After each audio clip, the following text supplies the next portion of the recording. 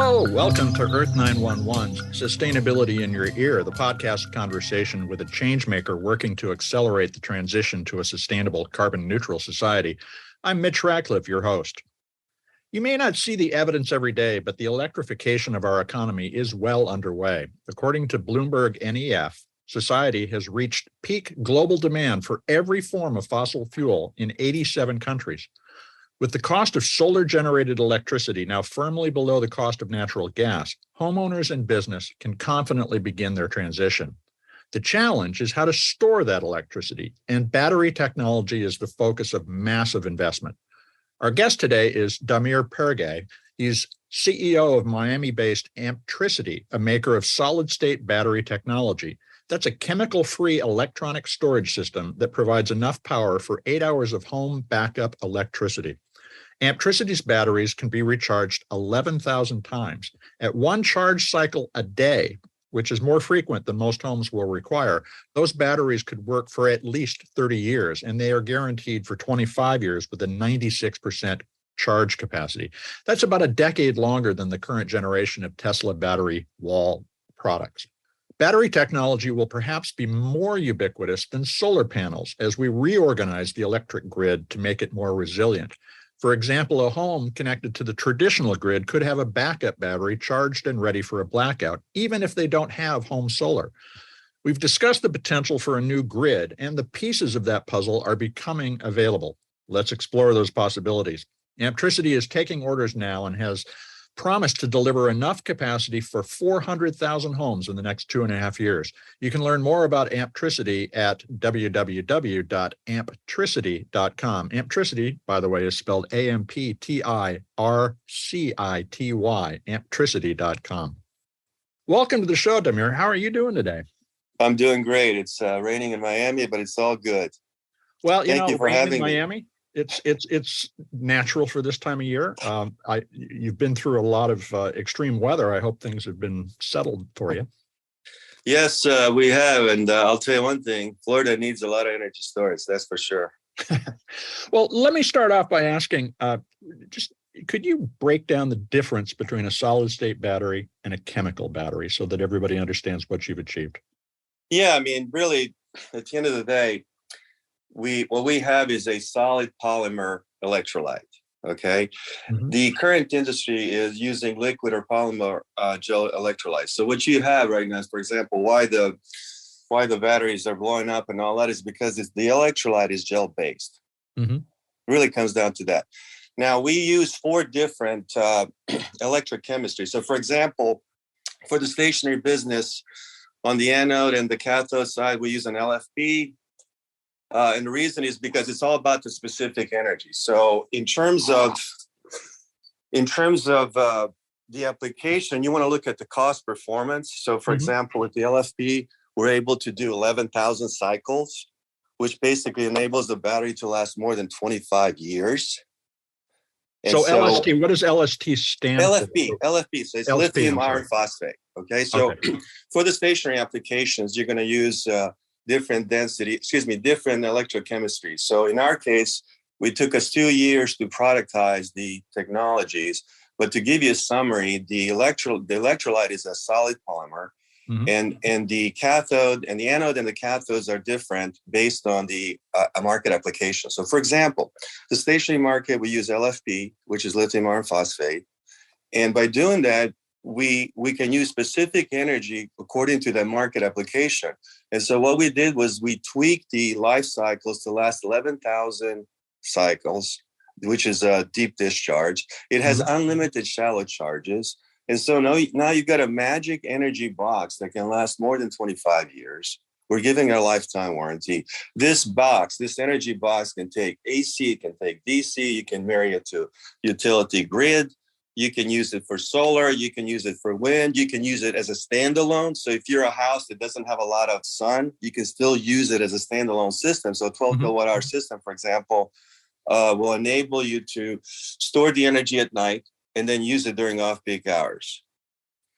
So talk a little more about how the device, the battery is connected to the home or the business. Actually, it's really simple. It's hardwired directly to the panel box. So our system obviously it comes, so in terms of productization, we have 12 kilowatt, 24 kilowatt, 36, 48, and we even go up to 60 kilowatt hour systems for the residential. And with that, we use obviously LFP technology with the solid polymer.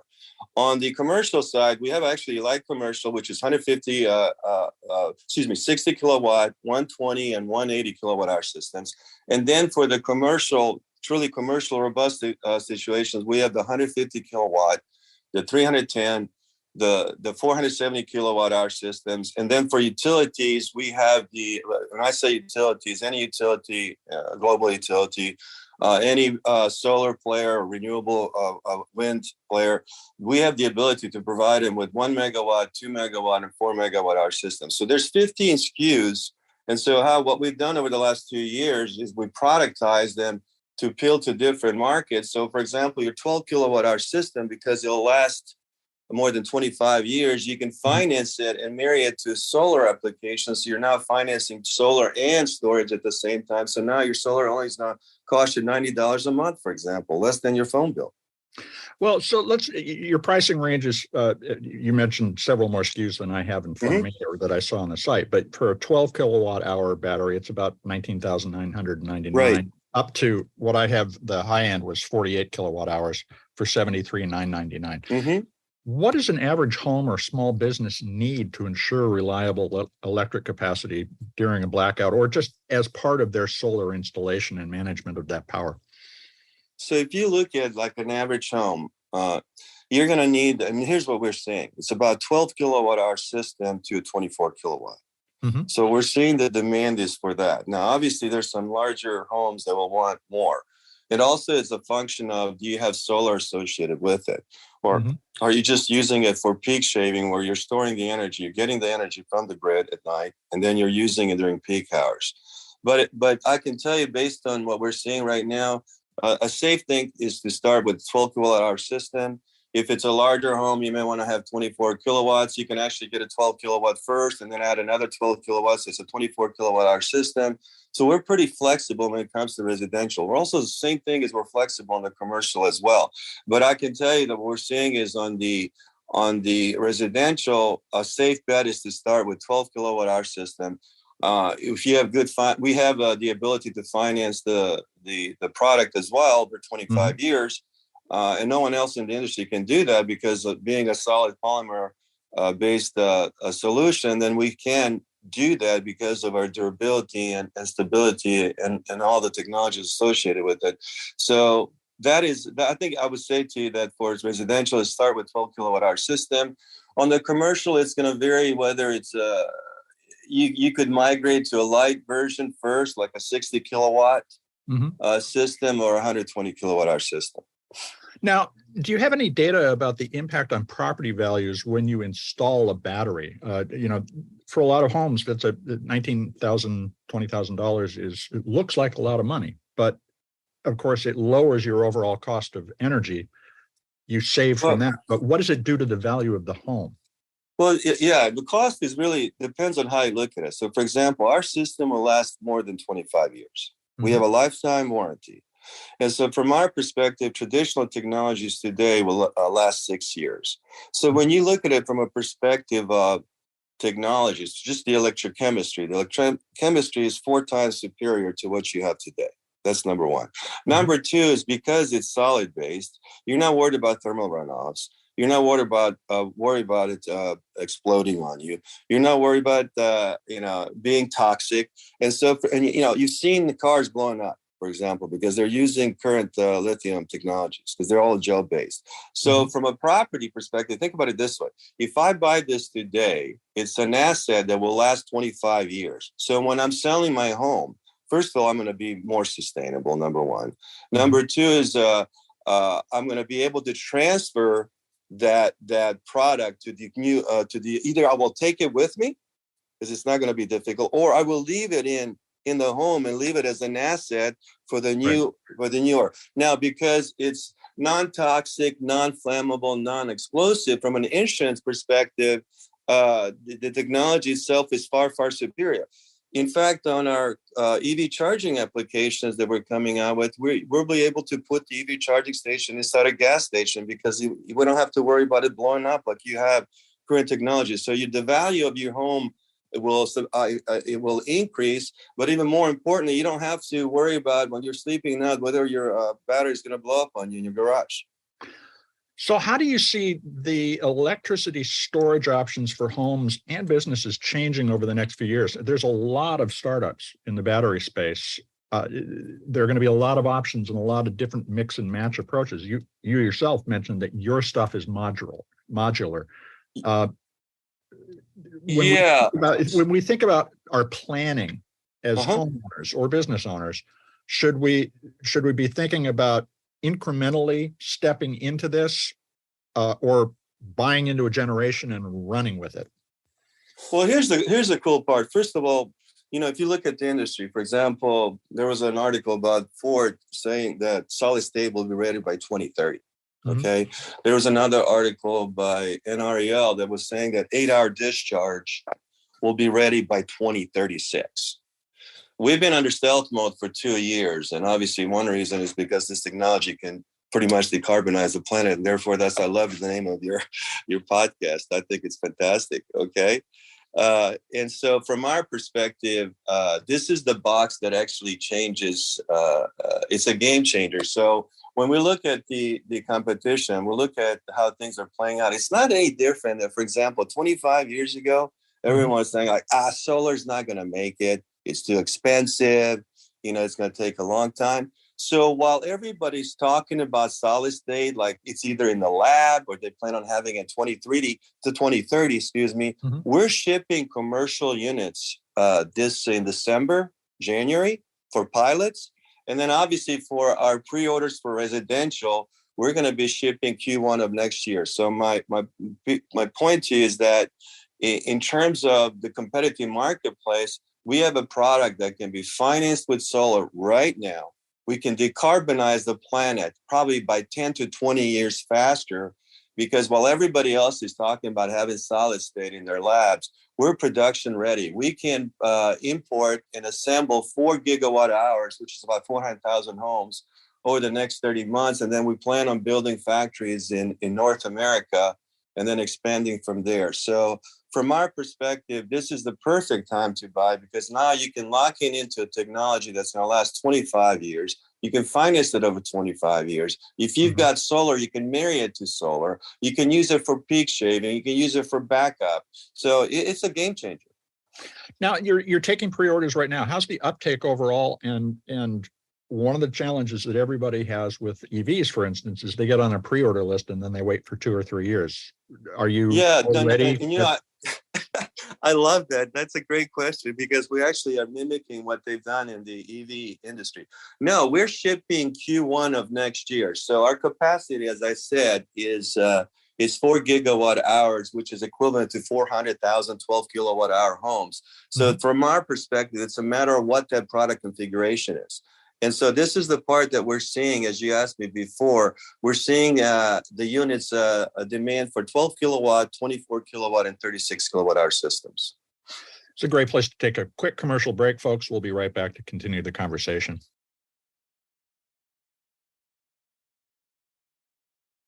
Welcome back. Let's continue the conversation with Damir Perge. He is the CEO of Ampricity, which recently introduced solid-state battery technology for home and business. So, Damir, solid-state battery technology, you've described lithium iron phosphate. Is it limited in any way, the potential for growth, by the need for raw materials? And what are the environmental impacts of making these batteries?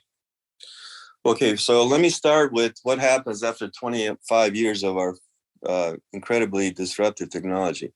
After 25 years, we'll pick up your box, we'll strip out the metals, and then the electrolyte, which is a monomer, we use for a fertilizer. So it's 100% recyclable. There's nothing like that in the industry. So when you look at the batteries that are being built today, because of their current electrochemistry, there's a problem. Like, what do I do with it after 6 years? We will not have that problem. In terms of the chemistry, so for example, as I was saying earlier, is that we use LFP for our stationary markets. One reason is because the specific energy of them doesn't require the highest form. So, for example, for stationary, it's LFP.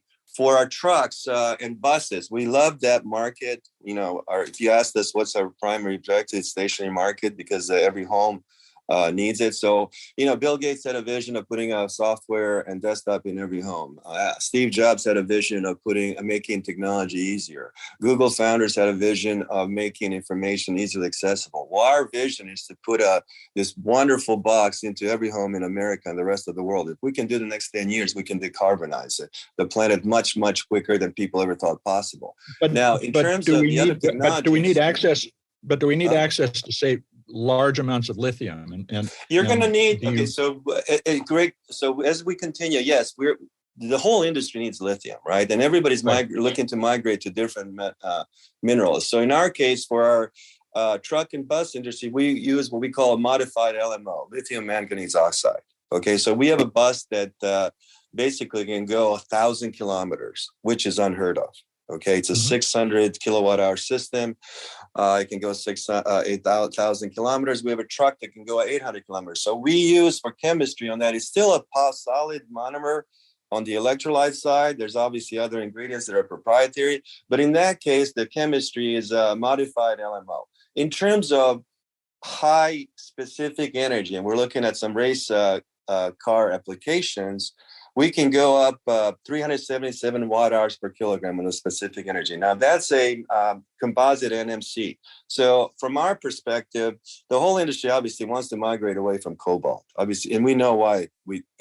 Cobalt as a mineral has a lot of issues right now, especially because if you look at it, obviously cobalt you can extract it from copper, but the problem is the highest concentration of cobalt is in the Democratic Republic of Congo, so there's issues with that, right? So the industry itself is migrating from that. In our case, because of our electrolyte, we can use different minerals and different electrochemistries on the anode and cathode side for different applications. But at the end of the day, you obviously need lithium, and the whole industry is going to need it. And so there is a requirement to localize it as much as you can, and everybody's doing that. So today, if you look at the industry, it's 80% controlled by China. And the rare earth materials are even more controlled. So the industry itself is trying to obviously migrate towards different areas of the world. And so wherever we look to set up a factory, we'll look at simple things like how much access to lithium do we have in terms of our production capacity. So where are you sourcing your lithium now? Right now, it's sourced out of China. But as we look, so we're looking at putting up a factory either in Arizona, Texas, Arkansas, North Carolina, South Carolina, Tennessee, and Georgia. So we're looking at setting up a 4 gigawatt factory in one of those states right now. We've had some discussions in a couple of states with some key people. But there is access to lithium. So if you ask us where are we looking to source it, it'll be North America and South America when we set up the factory here in the next 30 months. And do you have a sense from doing a life cycle analysis of the batteries of the overall environmental impact of building a battery? Does it produce toxins, and does it result in extraction that is damaging to the environment? Well, first of all, mining is a very long topic, right? So there are companies right now on the mining side that are looking to extract lithium in a very environmentally friendly way. Okay, I can tell you that we've had discussions with some of those. The mining itself, I mean, I'm not going to spend 3 hours talking about it, but at the end of the day, if you look at the product we have, there is no such thing, in my opinion, at this point in time, 100% environmentally friendly mining. Okay, but you can look at there isn't, and there probably will not be. Yeah. So could you source lithium from expended batteries as an alternative, for instance? Yeah, we can do that. we can do that, of course. And also, if you think about it, and we think long term, 25 years later, when we get the lithium back, the battery is done, let's say 25 to 30 years, because actually the cells are designed to last for 35 years. But at the end of its life cycle, we can extract those minerals and reuse them. So at least, and then the polymer itself ends up being a fertilizer. So if you look at our technology if you're a true purist environmentalist, okay, and you look at our technology, you say, wow, these people are actually going to take the minerals out after 25, 30 years, use the electrolyte, the polymer for fertilizer, and now put it back into the new product. So from that perspective, there is a 360 component. The problem with the industry today, it's any industry, whether it's batteries or you name it, the original extraction of minerals, and I know the industry, obviously, we all know the industry is trying to get there. It's not 100% environmentally friendly. I mean, we could go for days going back into the downstream supply chain and track it. But at the end of the day, the industry is trying to do it. It's not there. And if you look at where we're at, from our perspective, we're probably the leader in that space right now. Well, it's encouraging that you can describe the recyclability of the product at the end of life, because a lot of things, including all the first generations of solar panels and wind turbine blades and so forth, were designed without a recycling solution in mind, but you guys are doing that. Now, you said you're going to have a pickup program. That's built in? Is it a service that will they have to be buying a new system to have the pickup done? No. We're going to, no. Right now, and by the way, 25 years later, things can change, but I can tell you, because our vision is very similar to yours, is this is a beautiful planet. I love this planet. I want to live on this planet, die on this planet. I want to decarbonize as fast as I can. And so from our perspective, the objective, we're going to bring the product back. They don't have to buy a new product, because there's a lot of value in us taking the minerals out and turning it into fertilizer. So from our perspective, it's a money-making opportunity for us on one end, but also on the other end, it's to help the consumer have new options for new products. But God knows what's going to be available in 25 years, right? If we had tried to imagine what was going to be available now 25 years ago, we would have been surprised. I remember paying $2,500 for a megabyte of storage. And, that was painful, wasn't it? But this is also, I think, why there's a lot of cause for optimism. Let's talk about the grid, because you've mentioned this a couple of times in the conversation already. The traditional hub and spoke distribution model that we have might give way to something a lot different, something flexible that includes local power generation, from rooftop solar and so forth, combined with batteries. So a few questions about where we might go with reorganizing our electrical system. How does the battery technology that you're working on change the way we organize and pay for power? And can we start to think about potentially public utilities being disrupted in the way that a lot of traditional business was by digital business? I love that question, and it's one of my favorites because I deal with it every day. Because obviously, on one side, we're doing pre-orders on the residential. On the other side, on commercial side, we are teaming up with some large players.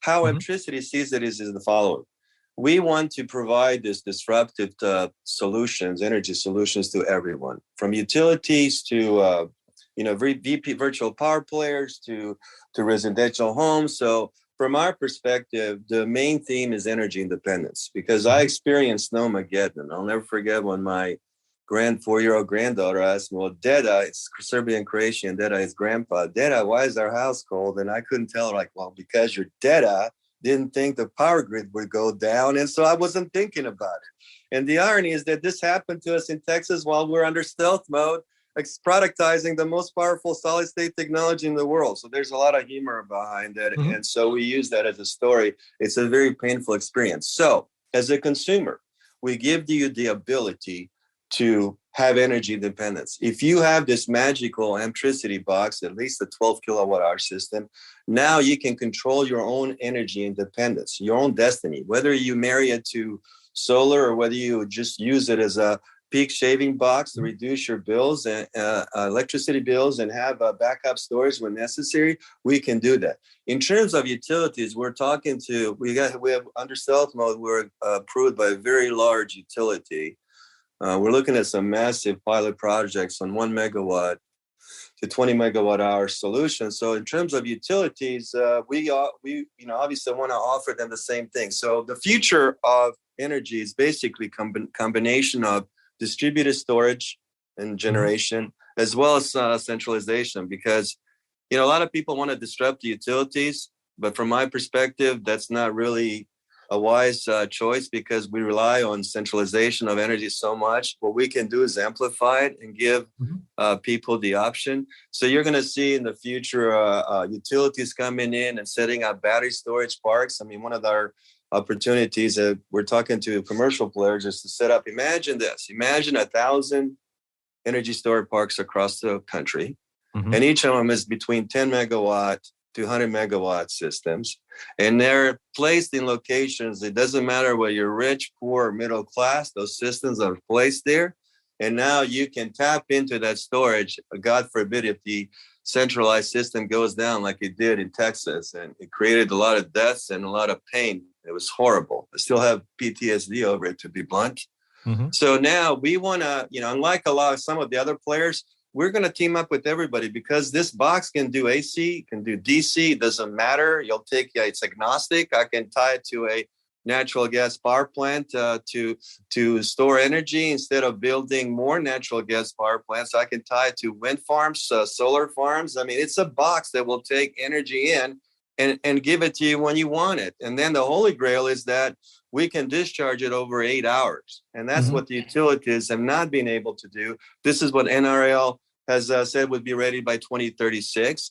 And now we can do it today. So from the perspective of, we want to partner with large utilities, large renewable players. Some of these utilities are now obviously migrating to solar generation and wind generation, and they already had for years. We want to partner up with smaller players. We want to partner up with large retailers that can actually put up a system in their convenience stores and use that as a backup for not only themselves, but also for the surrounding area around them. So it's really you use the phrase energy independence, and I think that's something that a lot of our listeners are interested in. They want to break free from the constraints that you've described, like being dependent on a grid that goes down a lot and will be going down more often in an extreme weather environment. So do you advise people to install generation, solar or wind or whatever it might be, in addition to a battery? And yes, I do. I think so.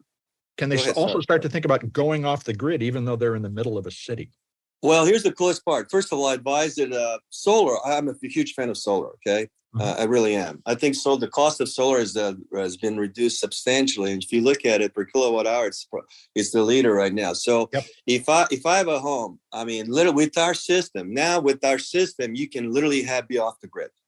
It's all a matter of how much consumption you have on the household. What are you using? And then with the solar, you can you'll know what you're generating based on where you live in the country. So the coolest part about this, you know what? I'll tell you this way. Because of our solid state solution today, people can be completely off the grid. It's a matter of how many kilowatt hours you want to put into your system based on your consumption, number one. And number two is you can add on to it. So this is the holy grail. This is absolutely the holy grail for someone that wants to be off the grid. They marry it to solar, and now they don't have to depend on the utility for their power. So then the other thing that makes me wonder about is whether or not even neighborhoods or an apartment building could, in a sense, set up their own local utility, because they could add on as they needed additional capacity, like you're saying. Is this also an entrepreneurial opportunity for communities, either individuals or as a community, to invest together to get to this post-carbon environment faster? It is, because we've already had, since we've gone out of stealth mode last 10 days, we've already had inquiries for more than 2 gigawatt hours. I kid you not. And when we're seeing, it's kind of cool to see this. What we're seeing is like that there's a request, for example, I want to put three locations, 20 megawatt hour systems. I want to marry it to solar and provide it's like a microgrid, right? So we're seeing that, and the reason it hasn't taken off, and it is taking off. Let me not say it's not, but what we can do is amplify that, because now the Achilles heel of any solar generation has been storage, and so with our ability to discharge over 8 hours, and by the way, I might add that not only can we discharge over 8 hours, but we can also that's a 1.25C rating. So I'm not going to geek you out here, but we can also do up to 180C, which depends on the different technologies. It's like 20-second a discharge of 1 megawatt hour system. So my point is that now you can set up these solar facilities across the continents and into smaller communities. So if you're a real estate developer, you want to develop a 500 house or 1,000 house community and make it green. Now you have the capability of setting it up. And the coolest part is that our 1 megawatt hour system, so you could do a combination. You could put a 12 kilowatt hour system into residential homes. Let's say if you're a real estate developer, and then you can put solar on the roof. But then also you could have, let's say 5 to 10 megawatt hour backup system for the community, and each one of our megawatt hour systems fits in a 10-foot container. So from a space perspective, it's a game changer because it does not require a lot of space. So you could do a combination. If I'm a real estate developer and I'm developing let's say 100 unit area, 100 home area, I could put up a 12 kilowatt hour system into each home. I could put the solar on there, and then if I choose to, I can also by the clubhouse put up a 2 megawatt or 5 megawatt hour system, just in case whatever weird conditions happen in terms of if it's for Miami hurricanes, I could tap into that as well. So it's a game changer. Really think of it as you have a white blank piece of paper. You want to become energy independent. Now you have two powerful tools that can get you there, which is solar and our storage solutions, because they both last 25 years. Well, that suggests that there will be a different set of developers of this technology than we have traditionally relied on, large utilities. And, for instance, that home developer, they put up, they could also have ongoing revenue from the community for providing electricity. So that utterly changes the economics of creating new communities. So how do you describe when your grandchild asks what the world will be like in 2030 in terms of availability of renewable energy? First of all, I'm a huge optimist. And I think, for example, your podcast helps the cause tremendously, because the more people realize that there are solutions today, we don't have to rely on technologies in the future, they're in the labs, then you really are helping decarbonize the planet faster. So from our perspective, if you ask me what's the quickest way to decarbonize a planet, you marry solar right now. The technology is great. Okay, always can be improved, right? In fact, we're tied into some large solar manufacturers in the world where they actually say solar is like a fashion business. Every quarter, there's a new version of the technology that has better potential. So if you marry solar to our storage, and you deploy it, if we can, from our perspective, we can set up 100 gigawatt hour factory as fast as we can, and we're going to do it in 4 gigawatt hour increments, then think about it. We're outputting 100 gigawatt hours per year. Obviously, I'd like to go higher. And now you're marrying it with the production of PVs from different manufacturers. And so now it comes down to, does the consumer want to be energy independent, or does the entrepreneur want to take advantage of the biggest opportunity in the human history, which is to actually decarbonize the planet and become energy independent? So I see that next 10 years are probably the toughest years for the planet. If you look at COP27, we're not meeting our goals. So what has to happen is the power of the people. People have to, think about this. What does it? Imagine in America, if 50 million homes had 12 kilowatt hour system that will last 25 years, that won't blow up, Okay, you can do charge discharge as much as you want, shallow charges. You can fully discharge over 25 to 28 years. You marry it to solar. What does that do to the infrastructure of the country from an energy perspective? So now you can also change the dynamics of how utilities work. So all of a sudden, utilities, instead of having to build more plants, they can team up through different incentives and tap them into the virtual power plant scenario.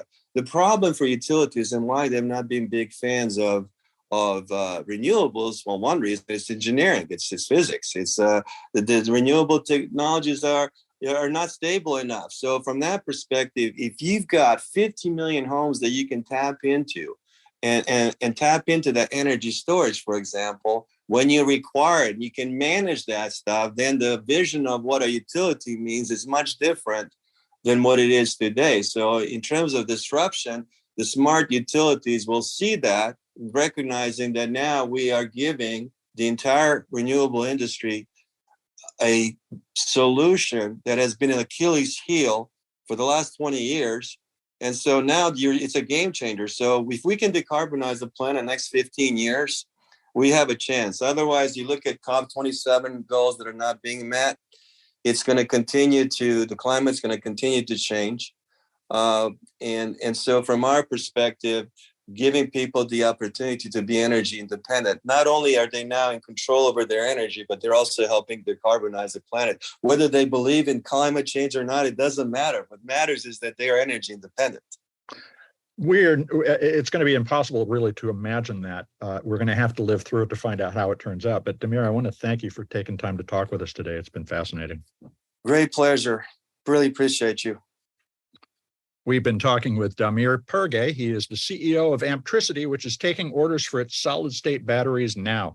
You can find out more and place an order at ampricity.com. Damir painted a picture of a post-carbon grid that will make electricity even more affordable and reliable. But the steps toward that new energy reality depend on all of us. Our decisions about when and how to move from fossil fuel-generated power to renewables, who we want to pay to generate and store electricity, and how we manage our daily energy use to reduce the dependence on peak generation, which is the most polluting form of power, which kicks in on late in the afternoon when more electricity is in use. All of those decisions are going to shape our economy. As we transition from one form of energy to another, there will be remarkable moments when we can renegotiate the political and economic relationships in our society. It's also encouraging to hear from this early battery innovator that an end-of-life solution for a recycling storage unit exists and even makes economic sense. So we strongly recommend that recyclability be a key criteria when you are considering new electric storage investments. We hope you'll take a few minutes to share this show with your friends, family, neighbors, and coworkers who are interested in their own power independence. You are the amplifiers that spread the ideas we collect here on Sustainability in Your Ear. So please let folks know that they can find the show on Apple Podcasts, Spotify, iHeartRadio, Audible, and other fine purveyors of podcast goodness. We appreciate your support. I'm Mitch Ratcliffe. We'll be back with another innovator interview soon. In the meantime, folks, take care of yourself, take care of one another, and let's all take care of this beautiful planet of ours. Have a green day.